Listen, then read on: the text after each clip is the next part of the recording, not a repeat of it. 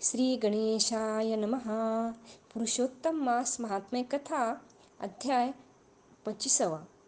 दृढ़धनवा बोला, हे ब्राह्मण, हे मुने, अब आप पुरुषोत्तम मास के व्रत करने वाले मनुष्यों के लिए कृपा कर उद्यापन विधि को अच्छी तरह से कहिए।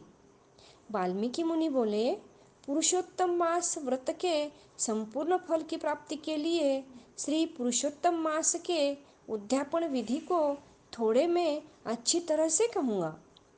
पुरुषोत्तम मास के कृष्ण पक्ष की चतुर्दशी, नवमी अथवा अष्टमी को उद्यापन करना चाहिए।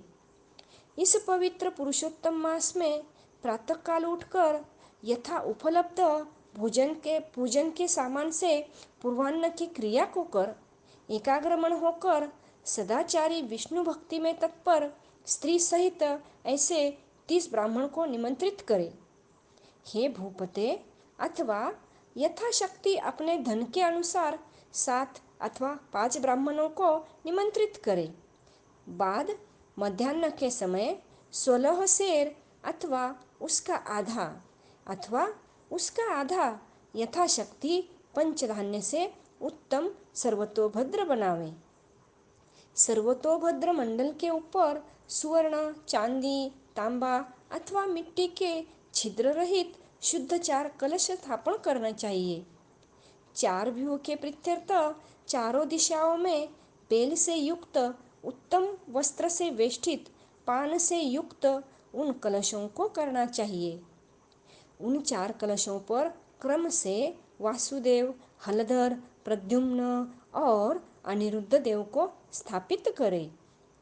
पुरुषोत्तम मास व्रत के आरंभ में स्थापित किए हुए राधिका सहित देव देवेश पुरुषोत्तम भगवान को कलश युक्त वहां से लाकर मंडल के ऊपर मध्य भाग में स्थापित करें। वेद वेदांग के जानने वाले वैष्णव को आचार्य बनाकर जप के लिए 4 ब्राह्मणों का वर्ण करे। उनको अंगूठी के सहित 2-2 वस्त्र देना चाहिए। प्रसन्न मन से वस्त्र आभूषण आदि से आचार्य को विभूषित करके फिर शरीर शुद्धि के लिए प्रायश्चित गोदान करे।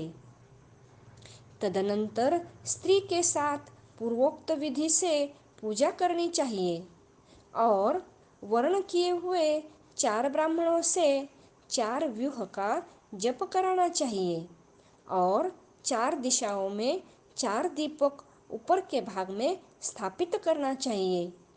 फिर नारियल आदि फलों से क्रम के अनुसार अर्घ्यदान करना चाहिए।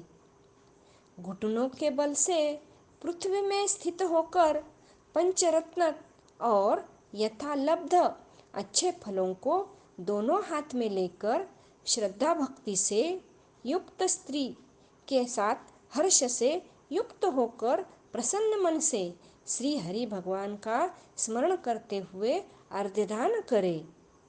अर्घ्यदान का मंत्र। हे देवदेव, हे पुरुषोत्तम, आपको नमस्कार है। हे हरे, राधिका के साथ आप मुझसे दिए गए अर्घ्य को ग्रहण करें। नवीन मेघ के समान श्याम वर्ण, 2 भुजाधारी, मुरली हाथ में धारण किए, पीतांबरधारी देव राधिका के सहित पुरुषोत्तम भगवान को नमस्कार है। इस प्रकार भक्ति के साथ राधिका के सहित पुरुषोत्तम भगवान को नमस्कार करके चतुर्थंत नाम मंत्रों से तिल की आहुति देवे। इसके बाद उनके मंत्रों से तर्पण और मार्जन करे। बाद राधिका के सहित पुरुषोत्तम देव की आरती करे। अब निरांजन का मंत्र। कमल दल के समान कांति वाले राधिका के रमन, कोटि कामदेव के सौंदर्य को धारण करने वाले देवेश का प्रेम से निरंजन करता हूँ। अथ ध्यान मंत्र। अनंत रत्नों से शोभायमान सिंहासन पर स्थित अंतर्ज्योति स्वरूपवंशी शब्द से अत्यंत मोहित व्रज की स्त्रियों से घिरे हुए है। इसलिए वृंदावन में अत्यंत शोभायमान राधिका और कौस्तुभमणि से चमकते हुए हृदय वाले शोभायमान रत्नों से जटित किरीट और कुंडल को धारण करने वाले आप नवीन पीतांबर को धारण किए हैं। इस प्रकार पुरुषोत्तम भगवान का ध्यान करें। फिर राधिका के सहित पुरुषोत्तम भगवान को पुष्पांजलि देकर स्त्री के साथ साष्टांग नमस्कार करें। नवीन मेघ के समान श्याम वर्ण पीत वस्त्रधारी अच्युत स्त्रीवत्स चिन्ह से शोभित उरस्थल वाले राधिका सहित हरि भगवान को नमस्कार है। ब्राह्मण को सुवर्ण के साथ पूर्ण पात्र देवे। बाद प्रसन्नता के साथ आचार्य को बहुत सी दक्षिणा देवे। सपत्नी आचार्य को भक्ति से वस्त्र आभूषण से प्रसन्न करे। फिर ऋत्विजों को उत्तम दक्षिणा देवे। बछड़ा सहित वस्त्र सहित दूध देने वाली सुशीला गौ को घंटा आभूषण से भूषित करके उसका दान करना चाहिए। तांबे का पीठ, सुवर्ण का श्रृंग, चांदी के खुर से भूषित कर देवे। घृत पात्र देवे और उसी प्रकार तिल पात्र देवे। स्त्री पुरुष को पहनने के लिए उमा महेश्वर के प्रीत्यर्थ वस्त्र का दान करे। 8 प्रकार का पद देवे और 1 जोड़ा जूता देवे। यदि शक्ति हो तो आयु की चंचलता को विचारता हुआ वैष्णव ब्राह्मण को श्रीमद् भागवत का दान करे। देरी नहीं करे। श्रीमद् भागवत साक्षात भगवान का अद्भुत रूप है। जो वैष्णव पंडित ब्राह्मण को देता है वह कोटि कुल का उद्धार कर अप्सरा गणों से सेवित विमान पर सवार हो योगियों को दुर्लभ गोलोक को जाता है। हजारों कन्यादान, सैकड़ों वाजपेय यज्ञ, धान्य के साथ क्षेत्रों के दान और जो तुलादान आदि 8 महादान है और वेददान है, ये सब श्रीमद् भागवत दान की 16वीं कला की बराबरी नहीं कर सकते। इसलिए श्रीमद् भागवत को सुवर्ण के सिंहासन पर स्थापित कर वस्त्र आभूषण से अलंकृत कर विधि पूर्वक वैष्णव ब्राह्मण को देवे। कांसे के 30 संपुट में 30-30 मालपुआ रखकर ब्राह्मणों को देवे। हे पृथ्वीपते, हर एक मालपुआ में जितने छिद्र होते हैं उतने वर्ष पर्यंत वैकुंठ लोक में जाकर वास करता है। योगियों को दुर्लभ निर्गुण गोलोक को जाता है। जिस सनातन ज्योतिर्धाम गोलोक को जाकर नहीं लौटते हैं। 2.5 सेर कांसे का संपुट कहा गया। निर्धन पुरुष यथाशक्ति व्रतपूर्ति के लिए संपुट दान करे अथवा पुरुषोत्तम भगवान के प्रीत्यर्थ मालपुआ का कच्चा सामान फल के साथ संपुट में रखकर देवे। हे नराधिपति, निमंत्रित सपत्नीक ब्राह्मणों को पुरुषोत्तम भगवान के समीप संकल्प करके देवे। अब प्रार्थना लिखते हैं। हे श्री कृष्ण, हे जगदाधार, हे जगदानंददायक अर्थात हे जगत को आनंद देने वाले, मेरी समस्त इस लोक तथा परलोक की कामनाओं को शीघ्र पूर्ण करे। इस प्रकार गोविंद भगवान की प्रार्थना कर प्रसन्नता पूर्वक पुरुषोत्तम भगवान का स्मरण करते हुए स्त्री सहित सदाचारी ब्राह्मणों को भोजन करावे।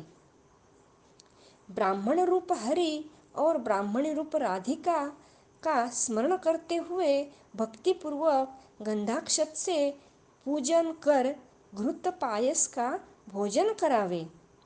व्रत करने वाला विधि पूर्वक भोजन का सामान संकल्प करे।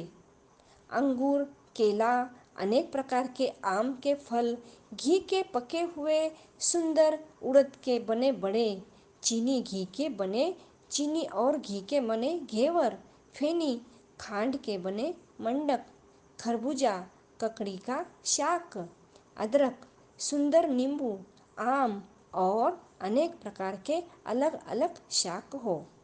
इस प्रकार षड रसों से युक्त 4 प्रकार का भोजन सुगंधित पदार्थ से वासित गोरस को परोसकर कोमल वाणी बोलते हुए, यह स्वादिष्ट है, इसको आपके लिए तैयार किया है, प्रसन्नता के साथ भोजन कीजिए। हे ब्राह्मण, हे प्रभो, जो इस पकाए हुए पदार्थों में अच्छा मालूम हो उसको मांगिए। मैं धन्य हूँ, आज मैं ब्राह्मणों के अनुग्रह का पात्र हुआ, मेरा जन्म सफल हुआ। इस प्रकार कहकर आनंदपूर्वक ब्राह्मणों को भोजन कराकर तांबूल और दक्षिणा देवे।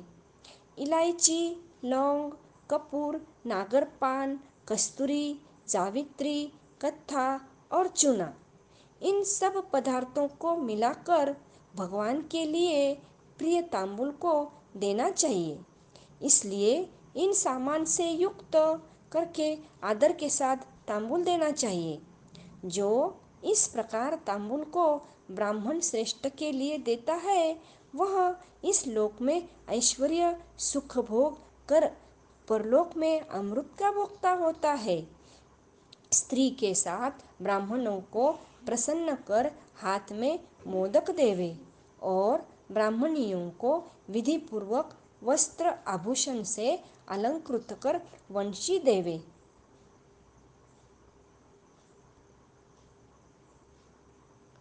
सीमा तक उन ब्राह्मणों को पहुंचाकर विसर्जन करे। मंत्रहीनं क्रियाहीनं भक्तिहीनं जनार्दन, यत्पूजितं मया देवी परिपूर्ण तदस्तु मे। और इस मंत्र से पुरुषोत्तम भगवान को क्षमापण समर्पण करके यस्य स्मृत्या च नामोक्त्या तपो यज्ञ क्रियादिषु न्यूनं संपूर्णतां याति सद्यो बंदे तमोच्चतम्। इस मंत्र से जनार्दन भगवान को नमस्कार कर जो कुछ कमी रह गई हो वह अच्युत भगवान की कृपा से पूर्ण फल देने वाला हो, यह कहकर यथासुख विचरे। अन्न का यथाभाग विभाग कर भूतों को देकर मिथ्या भाषण से रहित हो, अन्न की निंदा न करता हुआ कुटुंबी जनों के साथ भोजन करे। अमावस्या के दिन रात्रि में जागरण करे। सुवर्ण की प्रतिमा में राधिका के सहित पुरुषोत्तम भगवान का पूजन करे। पूजा के अंत में सपत्नीक व्रती प्रसन्न चित्त हो नमस्कार कर राधिका के साथ पुरुषोत्तम देव का विसर्जन करे। फिर आचार्य को मूर्ति के सहित चढ़ाया हुआ सामान को दे देवे। अपनी इच्छा अनुसार यथा योग्य अन्नदान को देवे। जिस किसी उपाय से इस व्रत को करे और उत्तम भक्ति से द्रव्य के अनुसार दान देवे। स्त्री अथवा पुरुष इस व्रत को करने से जन्म जन्म में दुख, दारिद्र्य और दुर्भाग्य को प्राप्त नहीं होते हैं। जो लोग इस व्रत को करते हैं वे इस लोक में अनेक प्रकार के मनोरथों को प्राप्त करके सुंदर विमान पर चढ़कर श्रेष्ठ वैकुंठ लोक को जाते हैं। श्री नारायण बोले, इस प्रकार जो श्री कृष्ण भगवान का प्रिय पुरुषोत्तम मास व्रत विधि पूर्वक आदर के साथ करता है वह इस लोक के सुखों को भोग कर और पाप राशि से मुक्त होकर अपने पूर्व पुरुषों के साथ गोलोक को जाता है। इति श्री बृहन्नारदीय पुराणे पुरुषोत्तम मास महात्म्ये पंचविंशोऽध्यायः समाप्त।